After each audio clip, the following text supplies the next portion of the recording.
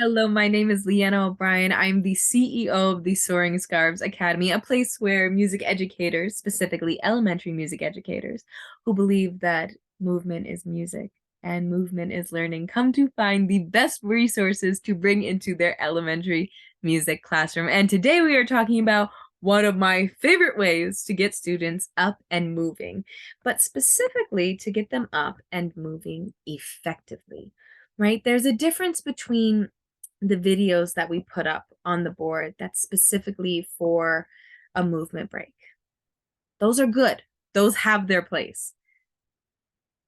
But to make it effective, to make it comprehensive of what you are trying to teach your student, that is where the gold is. That is where the movement becomes effective and makes it a deep connection to what we are trying to teach them, which is the fundamentals of music, dynamics, articulation, pitch, tempo, all of those wonderful things. How to be musically literate and how to be curious about this wonderful world of music around them. So today we're going to be talking about a few different things. We're going to be talking about movement versus managing. We're going to talk about why scarf dancing is the activity that I recommend to anybody who is looking to bring these effective movement activities into their classroom, and how it helps teach the fundamentals. Oh, hate myself. Here we go. All right, just as a reminder, go ahead if you're liking this content, if you've seen our other content, like it, subscribe, join our Facebook group where we have tons of amazing conversations all about elementary music education, because sometimes it can feel like an island. Don't be on that island by yourself. Come join your community. All the links are below. We always start a little bit with my philosophy, and my philosophy is to be the teacher who understands that movement is music, that movement is learning, and strive to teach students the way they were meant to learn. And we're going to talk about that more out right now. Movement over managing. I have been told in my career for about the last 5 years of it that I am a behavior management magician. I have had principals who have been in the field for years come into my classroom and observe my teaching and say that my tools, the resources, my behavior management, classroom management skills are some of the best they've ever seen. And while I'm flattered, it's also not true. I do not manage. I prevent behavior. I don't manage it. And bear in mind, the behavior that I'm talking about is the type that we deal with on the day-to-day basis. The behavior that if one student's doing it, all right, it's annoying and it's avoidable and it's, something in the back of your ear that you're trying to focus on 7 other things. Meanwhile, that student is fidgeting in their chair. It's not a big deal, but it's happening. And that probably means, well, they're not really engaged. They're not really focused. They're whispering. They're blurting out. That's a big one.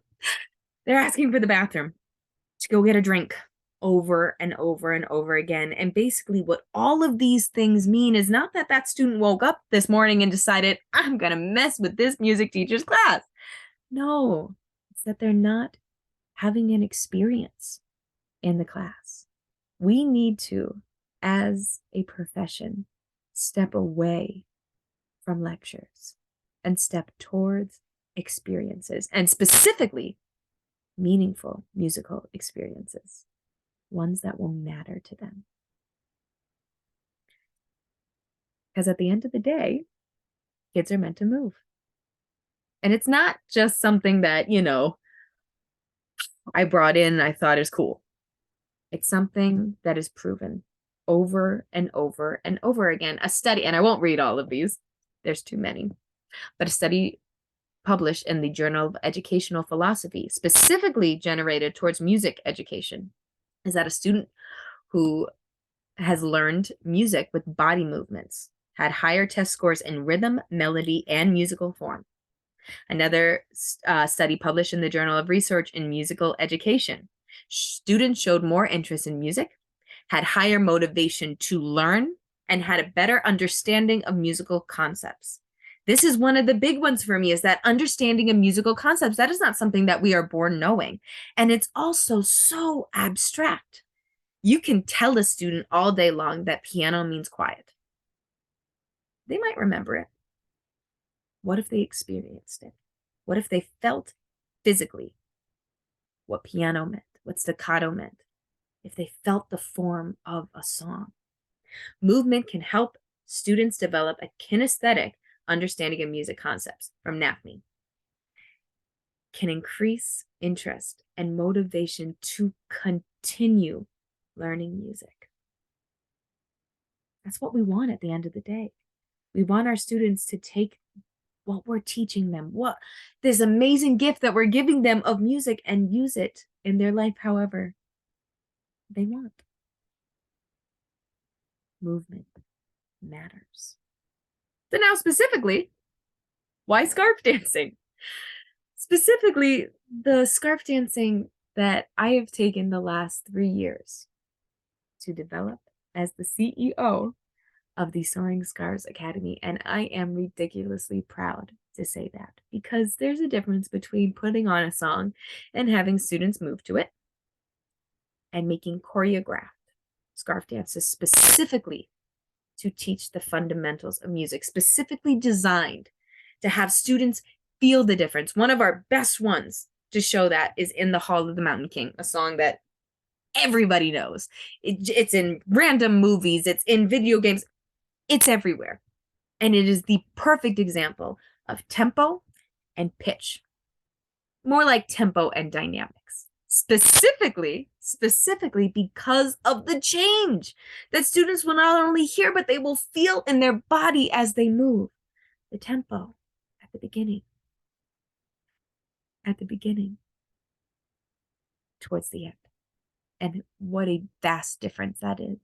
And students will get to feel that and experience that and have a deeper connection with music and be more curious later on to learn about the composer. You cannot show students a picture of a composer and expect them to have a connection with that individual. You cannot expect students to care about someone who maybe is around today and maybe is not. Give them a reason to connect. And that's through music. Hey, everybody, play the song. Do we remember this? See your students automatically doing the movements. Hear your students already singing along. They'll want to know about that composer. Tried and true, they will want to know about that composer.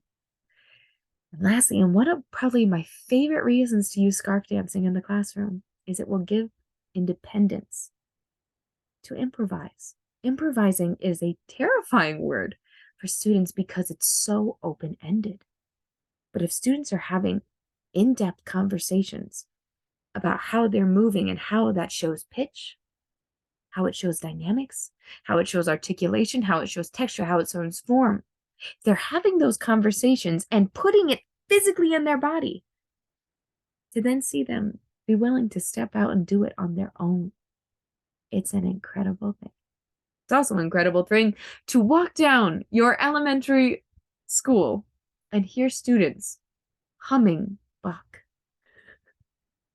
and Beethoven and current composers. It's an incredible feeling. It's an incredible feeling. So, I think we've done pretty well on talking about why you should bring in scarf dancing. Now, here's the thing. How do you do it? Your next step is to just start. The Soaring Scarves Academy has a very special beginner boot camp. It was a 3-day event that I was so happy to be able to put on. And with this 3-day event, you have access to day 1, which is already an hour and a half worth of professional development, all to show you how to bring in scarf dancing into your classroom. Specifically, scarf dancing that will give you a scarf dance. Yes, of course. A lesson to bring it in. This is an example of one of the scarf dances, which I'll show you a small section of. Let me just...